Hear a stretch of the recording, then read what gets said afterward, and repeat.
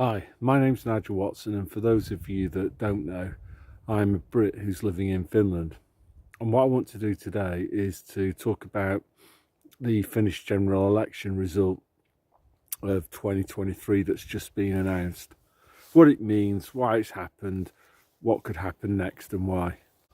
So the scores on the doors for the three main parties was Sanna Marin's Social Democrat Party, SDP. They got 19.9% of the votes cast in Finland. Perussuomalaiset, True Finns, they got 20.1%. In the past, the BBC would say that they're far right. I think they now describe them as being nationalists. I'll talk a bit more about them in a minute. And then you've got the party that got the most votes, which is called Kokoomus, and they got 20.8%. So you can see here that there's not much between the three parties. 19.9%, 20.1% plays 20.8%. Now, two important things to say. Two important things to say straight off is that, Sanna Marin won't be Prime Minister of Finland anymore. This guy called Petri Oppo will be instead.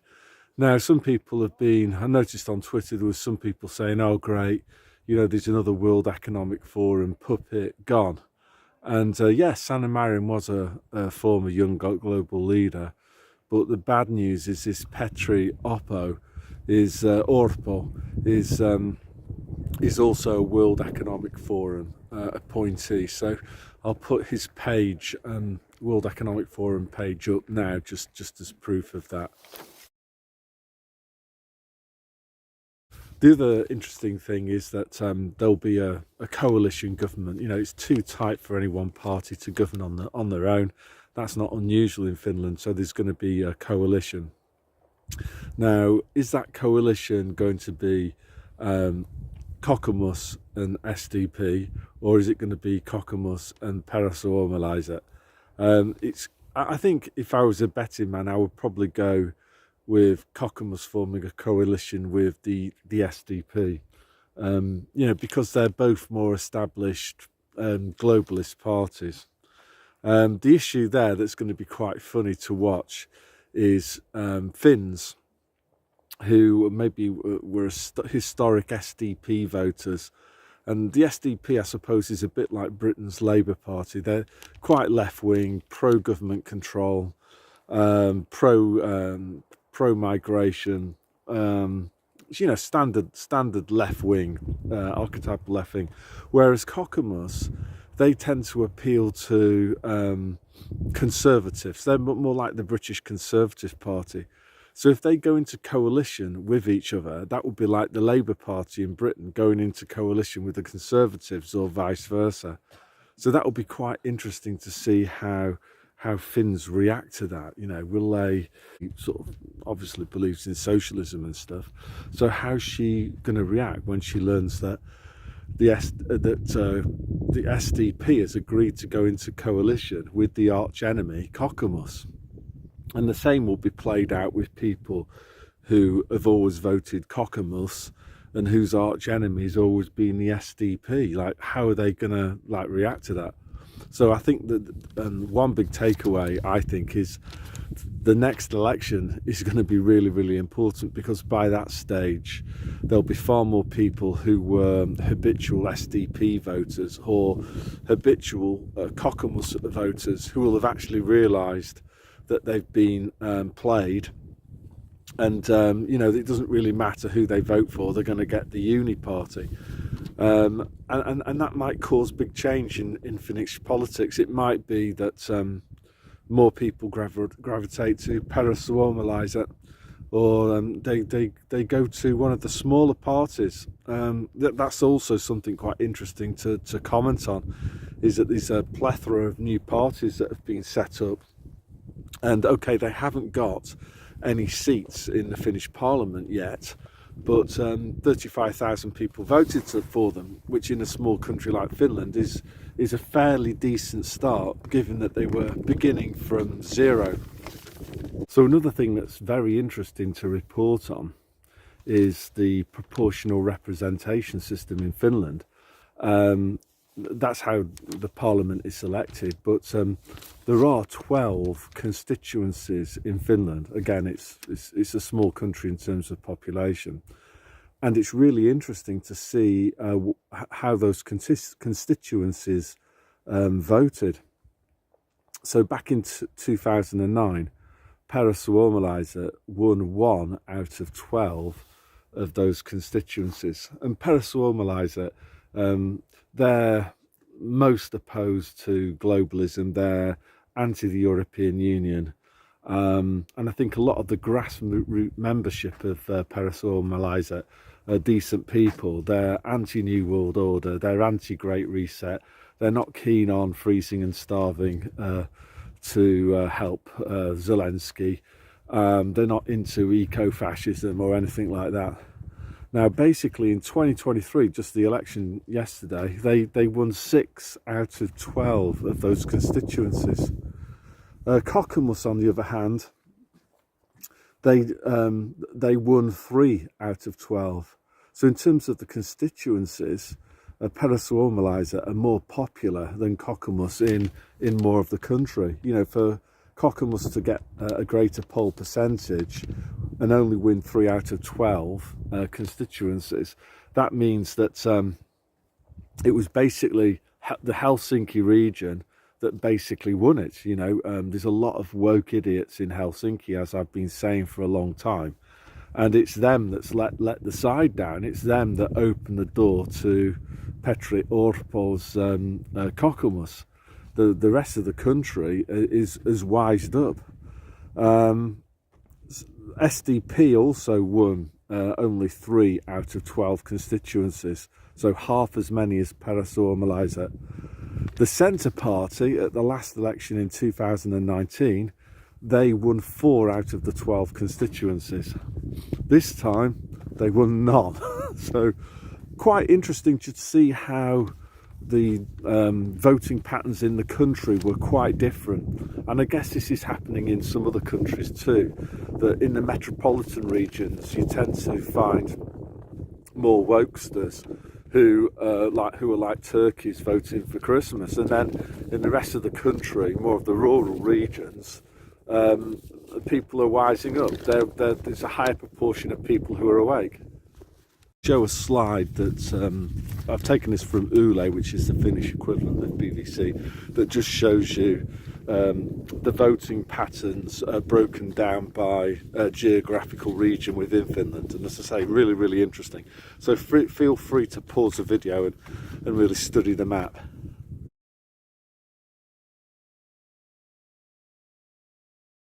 So what about this perussuomalaiset party, True Finns? What are they like? Well, as I say, they're probably the better of the three, and I think there's many good people in perussuomalaiset at grassroots level, and I think many of the MPs they're not controlled. Although the leader, Riikka Purra, I think she's called, I think she probably is dodgy and controlled opposition.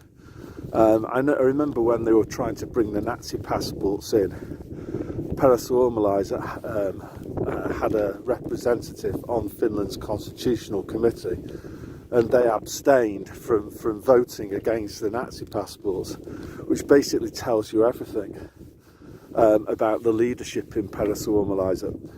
And I think a lot of Finns gravitated away from perussuomalaiset to these smaller parties, and because of that. But as I say, many of the grassroots MPs I think are okay. There's a guy, I don't know if he actually got in Pori, who was used to be a fireman, and I think people like that, me personally, I think I'd much rather them be an MP or even a prime minister than somebody like the leader of Kokoomus, who's a professional, always been a politician. So what about this Kokoomus party? What do they stand for? So I looked on their website about 2 years ago, looked at their policies. So I noticed that there were quite a big party in Finland, and to my horror, it just read as though Kokoomus's website read as though it had been cut and pasted from Klaus Schwab's Great Reset page. So what I'm going to do now is to go through the 6 main policy promises that Kokoomus have made to the Finnish people. So the first pledge is that they've promised to promote economic growth and increase living standards. And they said that they're going to do that through deregulation to promote competition, which is sort of sound economics. If you do promote competition, efficient firms will survive and grow at the expense of less efficient firms. But then the problems begin immediately, because they also talk about more sanctions on Russia, which basically means more expensive energy, higher costs, reduced international competitiveness for Finnish firms, and therefore less economic growth rather than more. They also say that they want to drive investment in Finland. How they're going to do that, with more sanctions on Russia, I don't know how that's compatible. And they also say that they want their government working in cooperation with cities and municipalities. So that sounds like more central planning and more technocracy, which is going to deliver less growth, not more.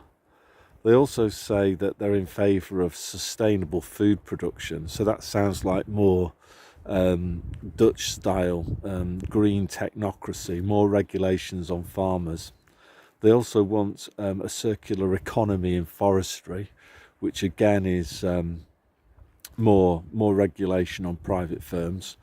And circular economy is this kind of classic you will consume less and recycle more, and have a lower standard of living to save the planet. And they also want to fight climate change, so that will in practice mean higher taxes on businesses, more regulation, and therefore less growth. So what I expect is that Finland's economic growth under Kokoomus, it won't improve. It probably will get even worse. Kokoomus's second pledge is that they want Finland to stop living off borrowed money. So historically, Finns have been quite prudent. They've kept the government's national debt and annual fiscal deficits quite low. What that basically means is that fiscal deficit is when government spending for the year ahead is higher than planned tax receipts. So Kokoomus say that under SDP, the government was running big fiscal deficits and the national debt was growing too rapidly, and it was being used to pay welfare. All of that is true. However, I don't expect Kokoomus in practice to end any of that at all, because they've promised a lower tax rate, and they've also, their words, not mine, promised to prioritise public spending. So there's an obvious contradiction there. If you're going to cut taxes and prioritise public spending, which sounds very much like increasing public spending, that's going to lead to bigger fiscal deficits, not smaller fiscal deficits. So Finland's national debt is going to grow at a faster rate, not a slower rate. They also talk about increasing public sector productivity via digitalisation. So this is more Great Reset stuff. And they also want more immigration too. And that'll be interesting, because I think Kokoomus's supporters are, what they would want is more good quality immigration from people who've got skills. Now the problem is that Finland is quite a cold country in the winter time. The language is quite tough, so it's quite hard to attract high quality migrants. What you're going to get instead is probably more people who come to Finland to live because of welfare benefits and the promise of free housing. So it'll be quite interesting to see whether they are able to get more high quality immigration, or is it just more I think it's more World Economic Forum style, Yuri Bezmenov style demoralisation, just try to weaken Finland's culture by importing people who have different cultures. So their third policy promise is that they want to make Finland into a green energy superpower. Actually, that's more of a promised objective, isn't it? And they want to fight climate change. So again, that implies higher taxes, more regulation. They want to defend biodiversity.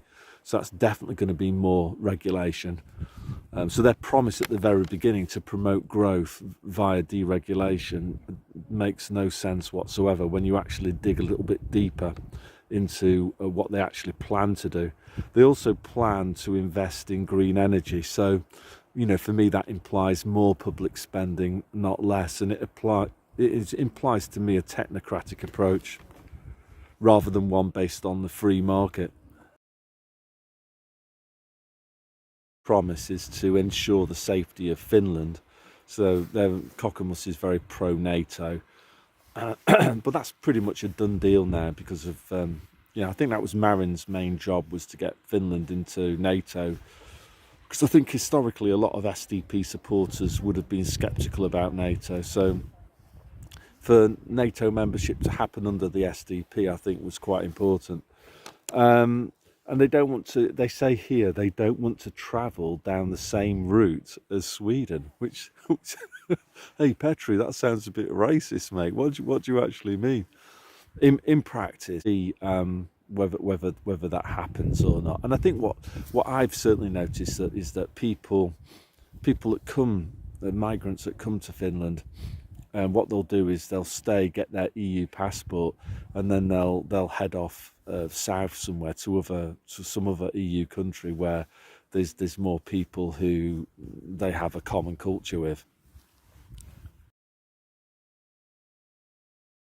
The fifth policy kind of promise objective is that they say that we'll strengthen Finnish know-how and innovation. So this is just classic woolly politician speak.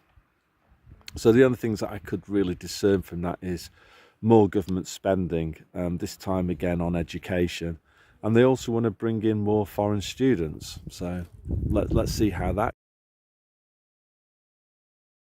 The sixth pledge is equally woolly. So they say that we're going to increase well-being in Finland, whatever that means, and prevent marginalisation, whatever that means. I don't know, that might be something to do with the marginalisation, might be something to do with the alphabet people. I don't know. But again, the only thing that I could discern from their own policy document was a promise to spend more on healthcare. So if you add all of these things up, what I can see is more regulation, not less, and I can see more government spending, not less, and I can see, I don't know how they're going to manage to cut taxes without the bond market throwing a hissy fit. So the last thing to say is just some comments on whether the whole election was legit. I've got a few concerns about it, just as an outsider looking in. The first one is that a lot of the votes were cast early. They don't have, I'm not sure if it was postal voting, but I certainly saw it in supermarkets where people could actually cast their vote before election day. And then those votes that are cast early are stored somewhere. So for me, that's not very reliable at all, because those ballot papers could well get altered or replaced, couldn't they? In between the time between the advance voting and election day and when the final votes are counted. So a bit worried about that, really.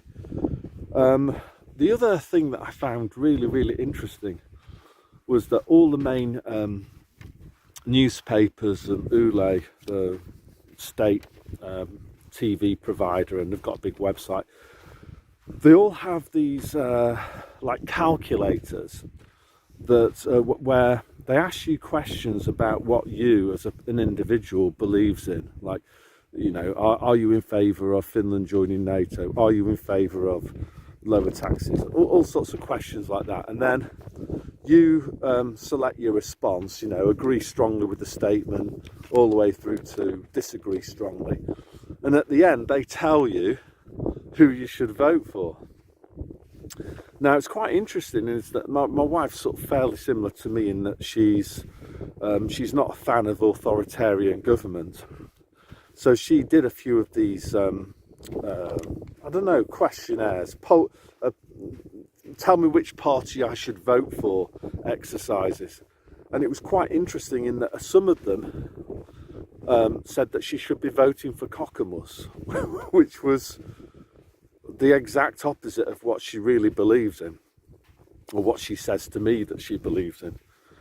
So that's worrying, and obviously that could have been enough for Kokoomus to get that 20.8% and go above the True Finns on 20.1%. How many people were deceived into voting for Kokoomus on the basis of these dodgy online decide which party you should vote for exercises? So a little bit worried about that. The other thing that I noticed as a Brit living here in Finland was the huge amounts of advertising that, in particular, there was two parties, SDP and Kokoomus must have spent huge amounts of money on advertising. They kept on popping up on my YouTube feed, posters everywhere. So that's quite interesting to compare. Where did that money come from for all that publicity? And it would be interesting to compare that against what the other parties spent. So I'll just turn the camera around. It's a nice sunny day. We've had 4 days on the trot of bright blue sky, not a cloud in the sky. And it's absolutely magnificent here. It's all the snow's gone off the beach, and it will soon be time for a bit of sea swimming.